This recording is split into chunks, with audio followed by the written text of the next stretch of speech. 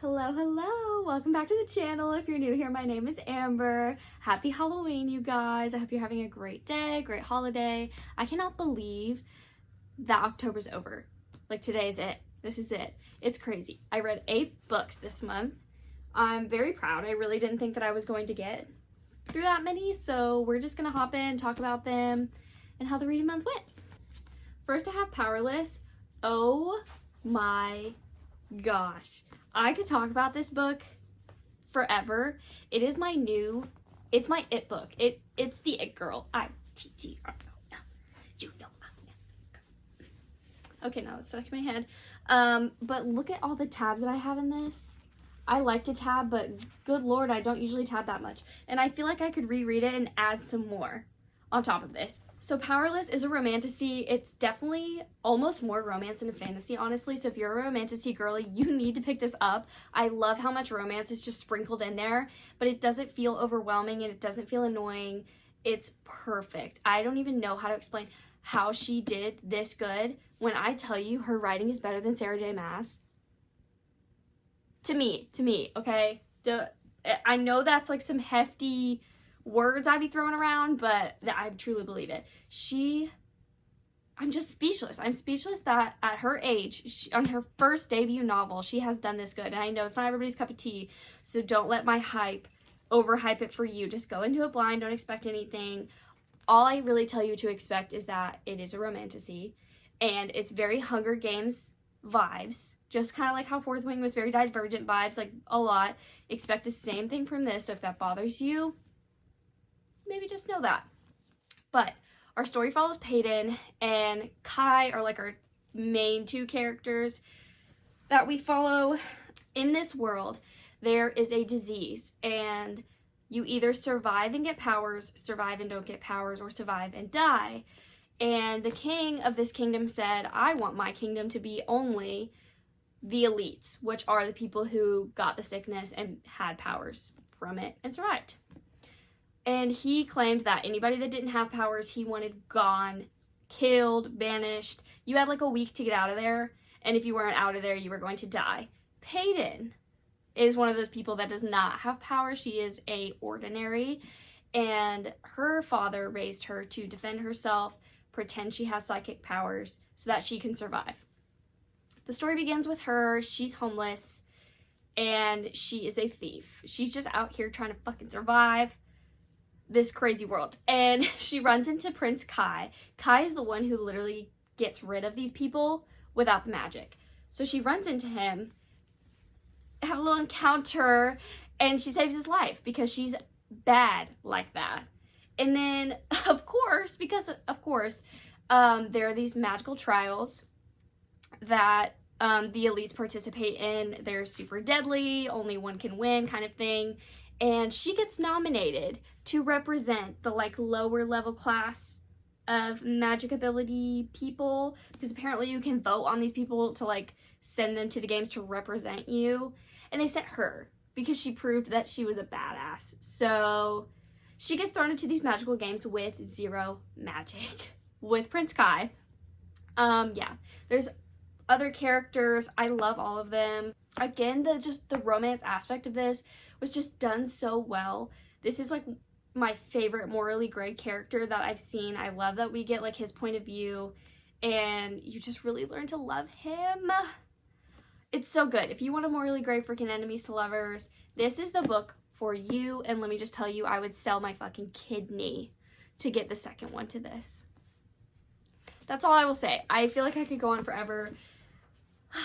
But please read it. Please read it. It's just so good. I am already ready to read it again.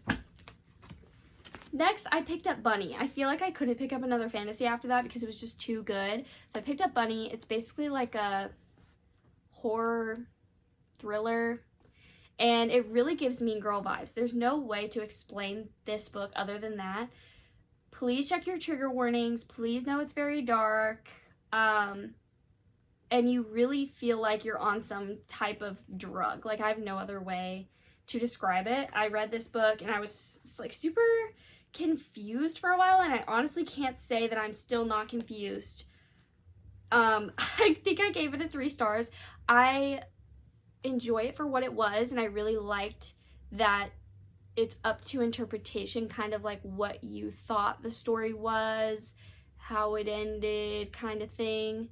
It's kind of perfect for October because it was definitely spooky, and I really loved how it touched on just kind of like the female dynamic, how we interact with each other, and just kind of how, as a girl mostly, I know this is kind of like just a human experience thing, that you could literally hate someone, but the urge to like be nice even when you like don't need to be that nice and be fake, it really touches on that. And I honestly, like, it really reminded me of some people in my life, in my past. It's crazy. So if you just want like a Mean Girls horror type book, this is for you. It wasn't the best thing I've ever read. It's not for me.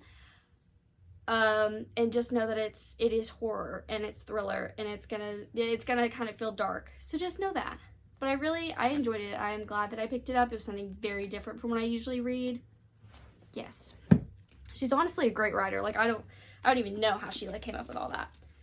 Next we have A Study in Drowning. I needed something lighter after that, and this is just a YA, like a dark academia, like cozy fantasy almost, because it's not like, there are high stakes in this, but it's not the highest stakes I've ever seen. But the vibes are just vibing. So if you want a nice little easy dark academia read, this is the one for you. I don't really know how to explain it. The story is very simple. You basically follow these two students who go on this project to kind of uncover some secrets about this very popular author that has passed away. And they decide to team up, and they're kind of like cracking this case of what the heck is going on and like what is real and what is not from like what they've been told their whole lives. It's kind of like a fairy tale-esque vibe. And I really liked it. It wasn't the best thing I've ever read. I give it like a 4 stars. I thoroughly enjoyed it. Next, I read The Grace Year. I loved this. I just kept seeing it. I kept seeing people talk about it, and I was like, I haven't read this, and I don't know why. So I finally picked it up at the store. I was like, it's time. It's like basically a dystopian,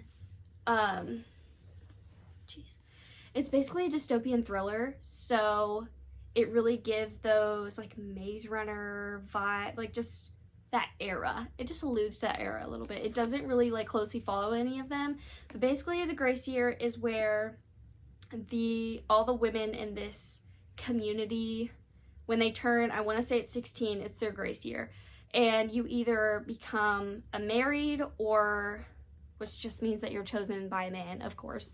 So you basically, like, they herd you like cattle. And they're like, I choose you, whoever, to marry. And then they just become like a part of like higher society in a way, because that is the goal, of course, is to marry and have kids for these women. If you don't, you go to the workhouses, seamstresses, farmers, like you just basically have to work if you aren't chosen to be married.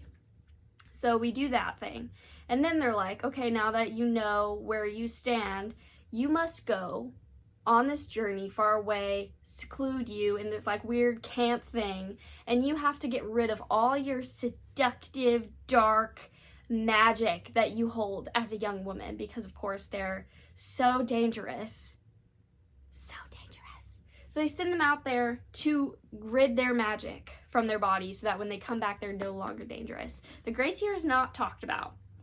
None of the women in the village talk about it, but it's weird and it's eerie because the older women that have already been through their Grace Year literally have scars, like mentally, physically, and no one talks about it, or if they do, they just kind of like allude to the truth. So you have no idea what is about to go down.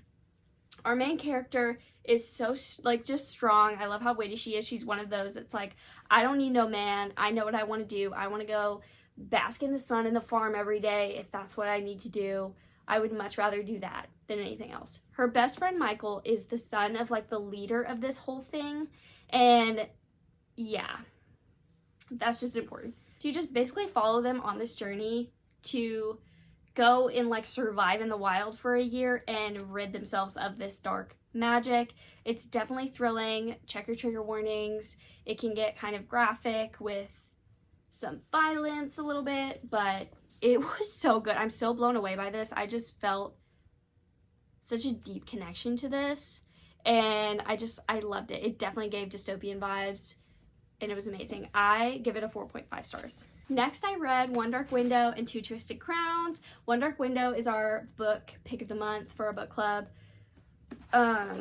So I started this the day that this one came out, and then I immediately went into this one. So if you want more info on this review, go to our Fable, which is Spooky Girls Book Club, and you can literally click on chapter 1, like see thoughts, go to the reviews, anything you want. Or if you just want to read this and see some reactions while you read it, put your own reactions in, follow us. And it's so much fun. I love going back and or I haven't read it and I get to chapter 10, but my friends have already been through chapter 10. I can see all their reactions when I get there to go read it, and it's so funny. I really, really enjoyed this series. It's not for everyone. A lot of people say it's too slow for them. I will say the plot moves pretty slow, but the stakes are still high. This universe is one where the city has basically been cursed by this mist, and if you go into the mist without protection, it goes into your body and it gives you magic if you survive. If you don't survive, you go out in there and you die. You are gone forever. But if you are infected, you are not considered safe. You are considered diseased. You have to die. If people are found protecting you, hiding you, they will also be sentenced to death because this magic is dangerous. However, there's a whole history behind it, and there are these magical cards. There's a deck of cards with some have duplicates, some don't, and each give different powers. There's ones where you can read people's minds. There's one where you can control people, and that magic, of course, is safe because people with power and money can gain these cards and use them and trade them and whatever. So of course that magic's fine because it can be controlled by the powerful people. But just any regular Joe that has this magic is supposed to be put down. Of course, there are survivors. Our main character, Elspeth, if that's even how you say her name, she has been infected since she was a kid, and her dad basically sent her away to her uncle's house because he didn't want to deal with it because he works very closely with the king. Weird. Wow. And they're protecting her, keeping her safe, and we find that her magic actually includes a voice in her head, and we call him Nightmare. And when I tell you, if you've read Fourth Wing, Nightmare gives Taryn vibes so hard. I loved it. He was so freaking funny. Just this old, dark humor. And he's just a cranky old man, living in there in her head. And she ends up running into these people, and she has to go on this journey to essentially collect the cards and cure the town of this sickness that they have going on. A catch to this magic as well is that you degenerate. Nobody knows quite how, but the magic will eventually degenerate something about you. Everyone is so different. Everybody's powers are different. Everybody's degeneration is different. And all I have to say is I just got so attached to all of these characters. It felt like such a good found family. You just feel so deeply. I love how deep we were in the story, the feelings. And once I got to this book, it was even better. We followed the other characters a little bit more closely than the first two. It was so great, and I just loved everything about it. I don't know how to explain it. She's a genius with how she had all this history behind this magical universe, and how it all came together and ended in this book was so beautiful. And I honestly was so emotional that it ended for certain reasons, and I was so touched by it, honestly. I just feel forever changed by this book, and I loved it. But just know it is definitely not the fastest moving, action-packed thing you'll ever read, but I did not find that it was too slow. It never felt like pulling teeth to me. I really, really, really enjoyed it. So I highly recommend these. I feel like it's 5 stars, honestly. I liked it a lot. And it's so vibey. It's so gothic fantasy that this is a perfect time of year for it. I read A Dowry of Blood. This basically follows one of the wives of Dracula, and the whole thing is letters to him being explaining basically how she killed him. And it just follows their story of how she was found by him, saved by him, became his wife. And all I have to say is that Dracula is a toxic ass man. Oh my goodness. And you just follow that and follow their family, basically how that journey went. and how it ended, and I just loved it. It was super simplistic, but I felt like a Dracula read was perfect for the day before Halloween, and I finished this in like one day, I think. It was like 2 days. But I highly recommend it if you just want something simple, Dracula vibes. Highly recommend. I gave it like a 3.5 stars. Next we have Once Upon a Broken Heart. I literally finished this today and I'm obsessed. I gave it a 4.5. It's just not completely giving me that 5-star feeling because it's not like perfect. The writing's very simple, definitely YA, but that's exactly how Caraval kind of was. But I love it. I love it so much. I love our main character, Evangeline. She just has this innocence to her. She just sees good in everyone. And I really relate to that because I've been told that I like basically see the world in like rose-colored glasses. I just believe the best in everyone. I'm like very positive. So I really, really relate to her. And I think she's so cute and fun. And I love it because she's not perfect. She makes mistakes. She, you know, and then you just watch her deal with them.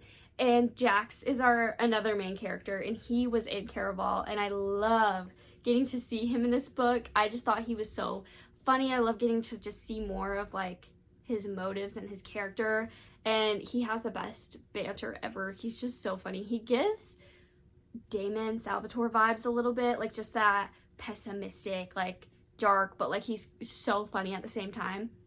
He gives that. I really love the story we went along for this, the atmosphere. She's so good at writing the atmosphere and just this like magical world. It didn't feel as like super magical as Caraval, but that's because Caraval is literally like it's a show, you know, like it's like a carnival kind of thing. So it's not the same, but I really enjoy it, and I do feel like this is a step up. Like she's for sure improving. Like this is better than Caraval, 100%. But I love it, and I love that the story just continues. Like it just feels like a continuation of it, and I can't wait to see how it ends.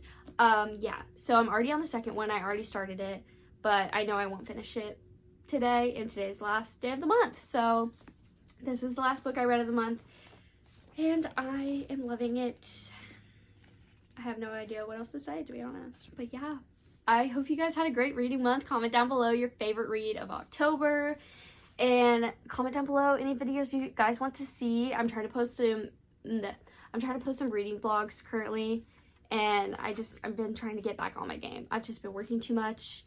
I've been so tired and unmotivated, but I promise I'm getting back into it.